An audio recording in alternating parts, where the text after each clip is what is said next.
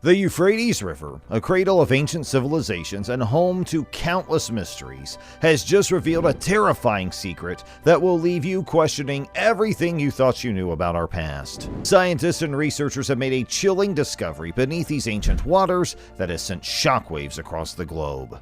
This stunning revelation is not only rewriting our history books, but also forcing us to confront our deepest fears. Join us today as we dive deep into the heart of this incredible find and explore the dark implications it holds for our world. In recent years, severe droughts and heat waves have triggered a water crisis in the basin of the Euphrates, which is the primary river in Syria and the site that was the cradle of the first civilization in the annals of human history.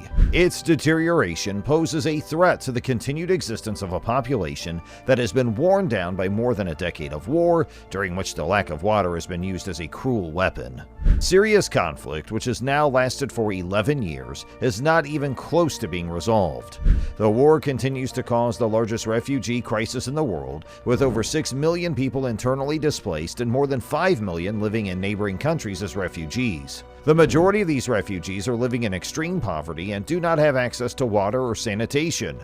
You can see the pressure that this influx of displaced people puts on neighboring countries, such as Lebanon, which is also experiencing an epidemic of water stress by participating in our project in the Bekaa Valley. Because of the war, hundreds of thousands of people have lost their lives. More than 12 million people suffer from hunger on a daily basis, and 80% of the population lives below the poverty line. UNICEF estimates that approximately 6.5 million children in Syria are in need of assistance, while nearly 5.8 million children in Syria are dependent on aid from neighboring countries. Since the beginning of the conflict, this is the highest recorded number that has ever been found. The crisis of water access, which is inherent in all wars, has only worsened and in recent years has become a humanitarian emergency. Climate change threatens to end this emergency in a way that will be extremely destructive. The flow and quality of the waters carried by Syria's most important river, the Euphrates, are deteriorating, and this is a significant contributing factor. Many Christians are under the mistaken assumption that this is the site of the cave of bound angels that are mentioned in Revelations. According to Revelations, the angels will break free from their chains in the Euphrates River, and then they will proceed to exterminate 1/3 of the human population on earth when they have done so. Christian theologians are of the belief that demons have been living in these mysterious caverns for a significant amount of time. They believe this to be the case because the caverns have never been explained. What gives you a reason to believe that is the belief that they hold? The following is the most frightening prophecy that can be found in chapter 16, and it relates to these satanic entities. Loosen the chains that have been holding the 4 angels hostage in the Euphrates River. Because angels cannot be confined in any way, intellectual Christians are led to believe that the beings in question are demons rather than angels. Because angels are innocent beings, which is one of the tenets of religion in Islam and one of the eyes of Allah, they cannot be imprisoned. Therefore, the caverns that are in question most likely served as a place of confinement for the 4 demons that are portrayed in the Christian tale. On the other hand, we are well aware that the one and only Almighty is in possession of the greatest store of knowledge and insight in all of existence. Scholars and scientists are only able to hazard a guess because there is currently no hard proof to support any of the allegations being made. Near the banks of the Euphrates River in ancient times were home to a number of different civilizations, one of which was the Mesopotamian Empire. One of the most significant languages spoken in the region, known as the Fertile Crescent, was Babylonian. The empire's territory extended all the way to the confluence of the Tigris and Euphrates rivers. This is because, throughout that time period, the region made use of the river, and as a result it thrived along its banks. As a portent of the end times, the Bible's book of Revelation said that the river will stop flowing altogether. All social strata, including sheiks, diplomats, and even members of parliament who return to their fields after weeks in Baghdad, suffer, with the impoverished suffering the most. All of these aspects have attracted the curiosity of scientists. Sheiks are among the social classes that have suffered the most. Experts have been keeping a close eye on the Euphrates River in order to figure out what is leading to its drying up.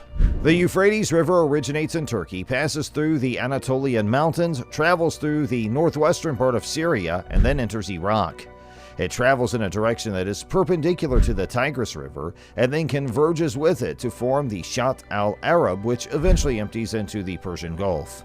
Between the years 3000 and 2350 BC, the Sumerian civilization, which is generally regarded as the first in the world, was at its peak along the Euphrates River. Even at that time, the flow along its 2,780 kilometers was extremely erratic in relation to the size of its basin.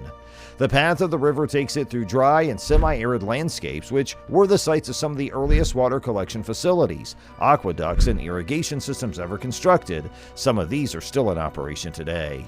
As it was in ancient times, the exceptional geopolitical situation of the river has been the scene of water conflicts.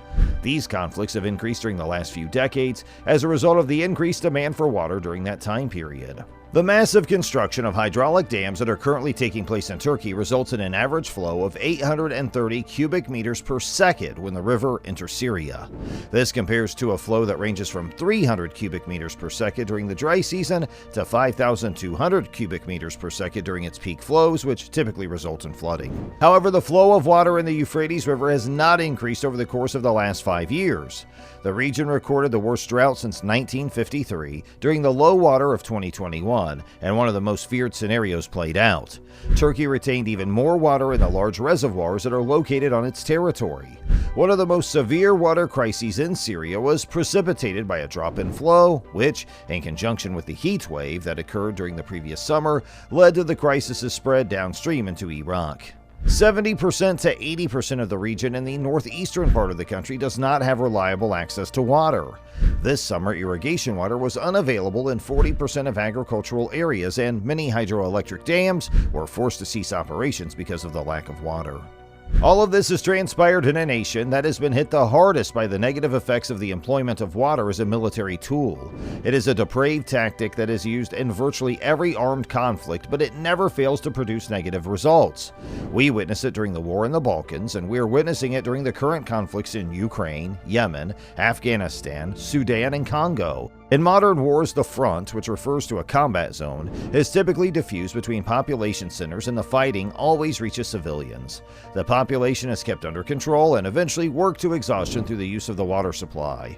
According to UNICEF, over the past few months, 5 million people in Syria have been subjected to the repercussions of extended water supply cuts, many of which have been deliberately planned. Some neighborhoods in certain cities, such as Aleppo, went without water for a period of 17 days. People who come with jerry cans in order to get water, the majority of whom are women and children, are subjected to terrifying crossfire and intentional sniper attacks if supply points are set up with water tankers. Non-governmental organizations that are active in the region report numerous instances of people drinking surface water, such as puddles caused by burst pipes or the digging of makeshift wells in the streets in order to access groundwater. The bombings have caused severe damage to pipelines in the cities, and municipal technicians are frequently unable to make the necessary repairs. This is in addition to the destruction that was done on purpose. The situation is made even worse by the frequent power outages, which render the water pumping process impossible. In some regions, residents only receive electricity for 1 hour each day, and blackouts that last for up to 4 days have been documented. On the other hand, this summer, the cost of water in some cities, such as Aleppo, has increased by a factor of 3,000%, making it impossible for the vast majority of the population to purchase it. According to reports from UNICEF, there have been 105,886 cases of acute diarrhea reported among children in Syria since the beginning of this year and continuing through summer. In February, a record 1,700 cases of hepatitis A were discovered in just 1 week. This represents a significant increase from the previous year. In addition, there have been outbreaks of cutaneous leishmaniasis, an ulcerative skin disease that primarily affects the poorest populations around the world and is linked to factors such as malnutrition, population displacement, and the lack of adequate water. The sanitation facilities that treat the wastewater before it is discharged into the Euphrates are also impacted by the war. There was a particularly high risk of disease outbreaks in the city of Deir ez-Zor, which is located in the east of the country. In June, there were 1,144 cases of typhoid detected there. Thanks for joining us on this thrilling journey. If you enjoyed this chilling discovery, don't forget to like, subscribe, and hit that notification bell for more mind-blowing mysteries. And until next time, stay curious and keep exploring.